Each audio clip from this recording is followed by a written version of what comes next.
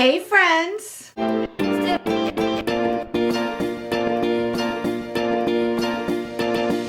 name is Desiree, aka Mama Friendly, and I do all sorts of videos on my channel, from cooking videos to planner videos, vlogs, hauls, homeschool videos with a Disney twist, a little bit of everything. So if any of that sounds like fun to you, I hope you'll subscribe and join me on my YouTube adventure. Speaking of a Disney twist, today I am putting my own little allergy-friendly twist on a Disney Parks recipe. This is going to be a copycat recipe for the cookie fries that you can get at Disney's Beach and Yacht Club resorts in Walt Disney World. Now, I've never been there myself. I've never eaten there, so I'm not sure if the cookie fries are a regular menu item that you can also get plant-based, or if the recipe is just plant-based, period.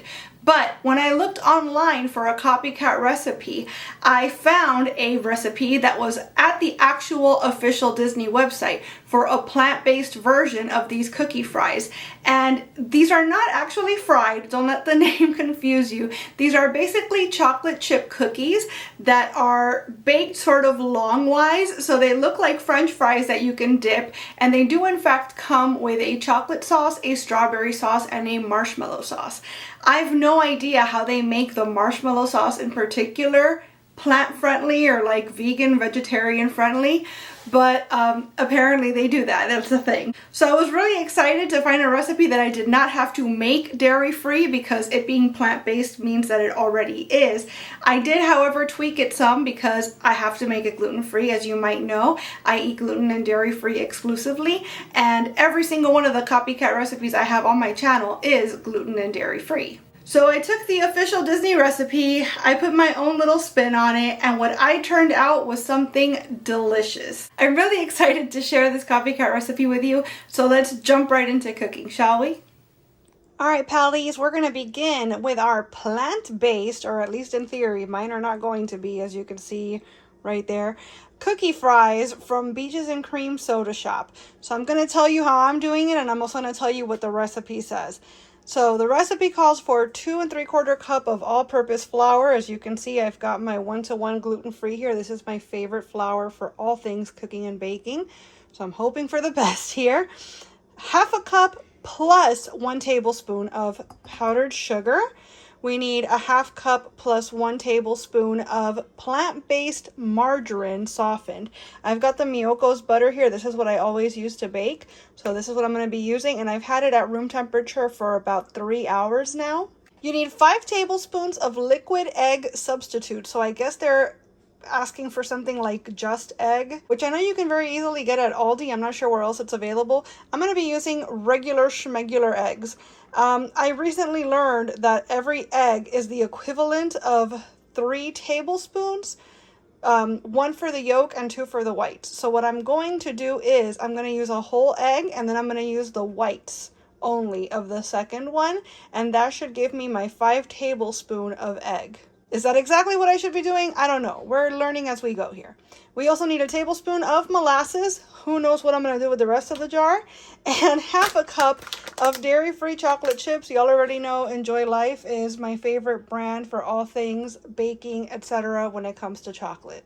You could do this by hand. However, the recipe calls for an electric mixer, and I happen to have one. I don't have the paddle attachment that they're asking for, so I don't know if my results are going to be exactly what they're intending, but I am going to go ahead and use my electric mixer to make this a little bit easier for myself.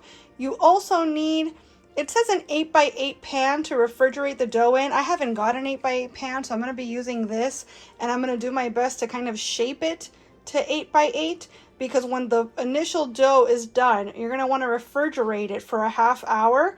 Then preheat your oven, cut the cookie fries into strips, and bake at that point. So that vessel is not for baking in, it's actually just for refrigerating your dough. When it comes to actually baking, you're going to need 2, this is a small one, you're going to need 2 of the larger size of baking sheets. Line them with parchment paper or with silicone baking mats. It's going to make a lot of fries, and you're going to want them kind of spaced out. I've only got the 1 large baking dish, so I'm going to be doing it in 2 batches.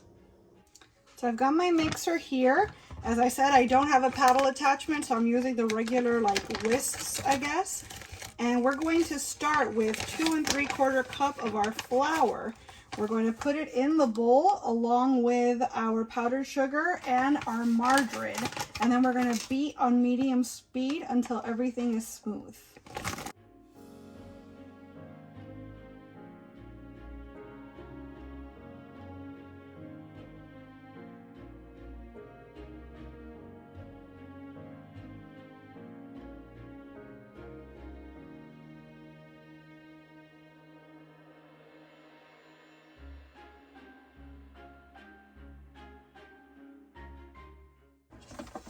All right, so I felt like this was just never going to smooth out. I still don't think it ever will.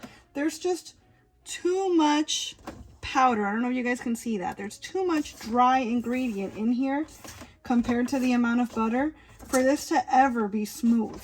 So I'm just trying to like incorporate the butter into it, because the next step is to combine warm water, the egg, and molasses in another bowl and then put it in here and mix that until it's smooth. That has the potential to be smooth, I'm sure. But this, as it is, this is as good as we're gonna get, is incorporating the butter into all this flour and sugar. So I'm gonna go ahead and move on to the next step, because I really don't think we're gonna get too much farther beyond this. Okay, so I'm gonna extract my egg white here. I'm going to do this part first so that if I screw it up, I still have another chance. Okay, that's about right. It's not a meringue, so I'm not too worried about any yolk getting in there. I'm just trying to get close enough-ish to the 5 tablespoon mark. And so I'm going to give that a little mix to break up the yolk. Perfect. Got my tablespoon here, and I've got some warm water, so we need 7 tablespoons of that. 3, 4, 5, 6, 7. And lastly, we're going to need a tablespoon of molasses. So that's going to be it right there. I'm going to make sure to try to get as much of it out as I can. So now this liquid is going to go in here, and that is what's going to make our dough, supposedly. So let's give that a try. I'm going to put this back down in here. We're going to turn it on, and we're going to slowly incorporate our liquid, and hopefully we'll come away from this with a batter.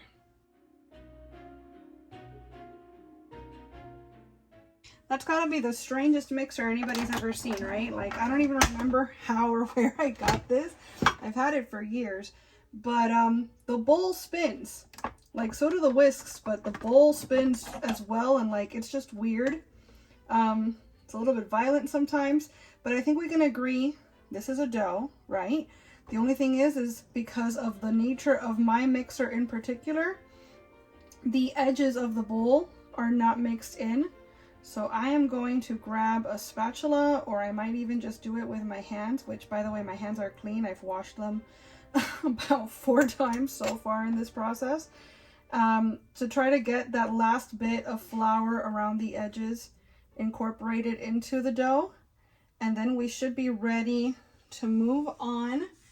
We're going to put a 1/2 cup. Oh, I need to try with this, because I'm not trying to get all up in there with my hands, and there's not too much that has to get mixed in, luckily. Yeah, that's better. And I'm not going to turn the mixer back on for the chocolate chips either. I'm going to use my little spatula here for that, or spoon, or whatever this is. But we definitely have a dough. It's a nice pick-upable dough. I'm just going to kind of eyeball a 1/2 cup of chocolate chips. That might be slightly too many, but I mean, are you gonna complain? Because I'm certainly not. I'm gonna mix this up a little bit, trying to not mess with the dough too much, but I also want to make sure that the chocolate chips get like into the middle of it there. And now I'm gonna take my little dish here. I'm gonna pick up the dough, which for the most part I can just do that, and then there's only very little left in the bowl. See, that's all that was left in there. Thank you, mixer. You've done your job. I'm gonna now smash this out onto our dish, trying to keep it 8 by 8 because I'm sure they want them to be of a certain thickness. These seem like they're gonna be too thick though, as far as I'm concerned. Like when I think cookie fry, I think slimmer than this. Just so you have an idea, that looks to be maybe like a 1/2 inch to a 3/4 of an inch thick there. It does look very pretty though. And it's definitely a dough. I feel like it's missing some chocolate chips around here, so we're just gonna kind of smash those in a little bit. And now I'm gonna put this dish into the refrigerator for a 1/2 hour. And when it's done, we're gonna slice these up into 32 pieces. That seems like a lot of pieces to come out of this. And we will preheat our oven and get to baking. So it's about 40 minutes later. I've already got my oven preheated to 325 Fahrenheit. And I was just noticing the instructions say that we should cut these into the 32 strips like I said earlier. They want them to be a 1/4 inch wide and 4 inches long. So that tells me that I am definitely going to be making an incision across. Oh yeah, that's nice and firm. That's exactly what I'd expect from a typical cookie dough. I'm gonna make an incision like this, and then somehow each of these is gonna yield 16. I'm not gonna actually stand here and measure a 1/4 inch for each one. So I'm gonna cut it in half. I'm gonna cut this in half, right? To the degree that I'm able, at the angle that I am at, so that everything comes out on camera. And now each of these little slabs has to yield 4 pieces. So again, I'm gonna go in half, half, half. Is this super scientific? Is this perfect math? No. But it's as close as I'm planning to get, considering that, like I said, I'm not trying to actually measure anything if I can help it. So I'm going one last time, halving, if that's how it's pronounced, all of the pieces that I've made here. Oop, I think I made that one a little too diagonal there. So that one might not be the prettiest, but there you go. That is 32 somewhat uniform pieces. The hardest part might be actually pulling them off the the pan so that they don't stick. Luckily, because this is not an 8 by 8 like the recipe asked for, I do have an open edge here. So I should be able to, yeah, just pull that right up. This one's a little thicker than it should be, but that's fine. We don't judge, we don't shame here. All cookie fries are good cookie fries, right? I'm try my best to scoot it out of the way here. And I don't want to wait too long because I do want to keep these cold-ish. So I'm going to stop recording now so that I have more space to actually do this properly and maybe not screw it up too badly. So my aim is essentially to separate the fries that I have now sliced up and put them onto this cookie sheet that's got a parchment paper on top. And like I said earlier, I'm probably going to be doing this in batches because I'm sure they're not all going to fit here. Hopefully they don't spread out too much because I'm already putting them a little closer than I think maybe I should. But maybe I'll be able to get away with using this one and the smaller one I showed y'all earlier. We'll see.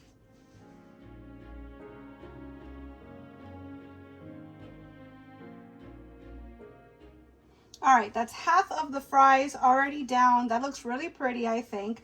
If I could make a couple of suggestions, I really do think that using a bigger pan than necessary, like I did, like instead of an 8 by 8, if you can do that, you really should, because having that extra bit of wiggle room at the end to kind of scoot the fries over as I sliced them was very helpful.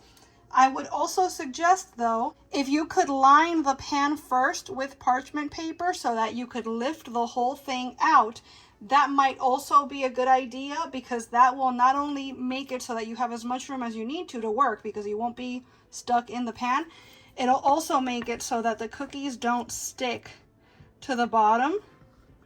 So it'll make it easier for you to maintain their shape when you pull them apart. I'm gonna stick the ones that are ready to go, these guys, into the oven already, and they're going to cook for 20 to 22 minutes until they're crunchy. I am going to go ahead and finish like separating all of these and put them onto another sheet of parchment paper, and I'm going to put that into the refrigerator to keep them cold. I don't want them to get too sticky again, get too warm, and then make this complicated. So I'm going to do them all at once, and then once these are ready to come out of the oven, I'll start the second batch. These definitely smell like cookies, and as you can see, they're quite firm, because when I took them out of the oven, they all went fwah, and slid all the way to the other side there. So I'm gonna take these off of this sheet. I wanted to let them cool down and firm up before I did too much to them, but like I said, they seem to kind of be pretty firm already. So I'm gonna scoot them over to a plate, put the second batch on here to bake, and then we'll serve them up.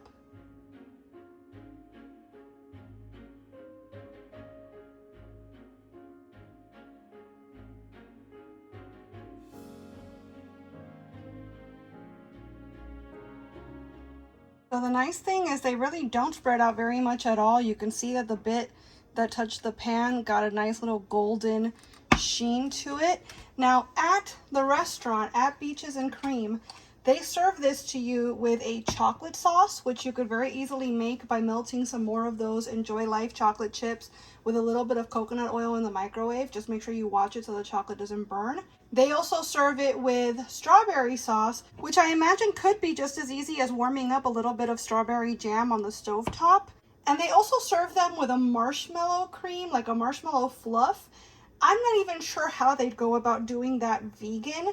These are plant-based, so I imagine that if they're going to the lengths of not using egg, they would also probably not use traditional marshmallow, which has gelatin in it. So if you know of an effective way to make vegan marshmallow cream, or if you know if they sell some at the store, I'd love for you to let me know about it. But in the meanwhile, I am not vegan, so I'm gonna go ahead and use some regular marshmallow fluff.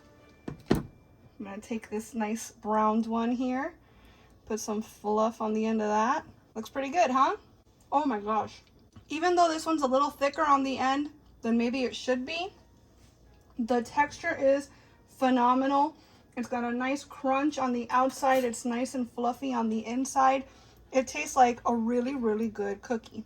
But the fact that there's more surface area to it means that there's a lot more crunch. So if you're the kind of person that likes a crunchy cookie, this is definitely for you. I personally prefer the marshmallow to the strawberry, but to each their own. These are incredible though, and this is going to be dangerous because I have a feeling I'm going to end up having to freeze some of these so I don't eat the whole plate. All right, friends, there you have my Beaches and Cream Soda Shop cookie fries. I thought they were so good. My husband, who does not eat gluten or dairy free, thought they were great also. I will say, make sure that if you're making these, you've got a crowd to feed, because I saved some of these overnight into the next day, and the next day the texture just does not hold up. When they're fresh from the oven, they are out of this world. But once they've cooled down and they've like solidified, I guess, maybe it's because, to be fair, it might be because I made them gluten-free, although I bake gluten-free cookies, cakes, etc. all the time, and I don't have this problem. But for whatever reason, as amazing as they were the first day, they were equally not great the next day. So I very highly recommend these if you're having some sort of a get-together or a party. Not so much if you're trying to like meal prep desserts for the week ahead. That being said, if you try this recipe, whether plant-based or otherwise, gluten-free or otherwise, I'd love for you to come on back and let me know how it works out for you. And if you have any suggestions for other theme park recipes you'd like to see me try to put an allergy-friendly spin on, leave your suggestions in the comments below. As always, I want to thank you all so much for being here and watching this video. I hope you enjoyed it, and if you did, I hope you'll please give it a big thumbs up before you go. I'd also love it if you would subscribe and click the notification bell because I post at least 3 times a week and I wouldn't want you to miss a minute. Thanks so much again for watching. Bye!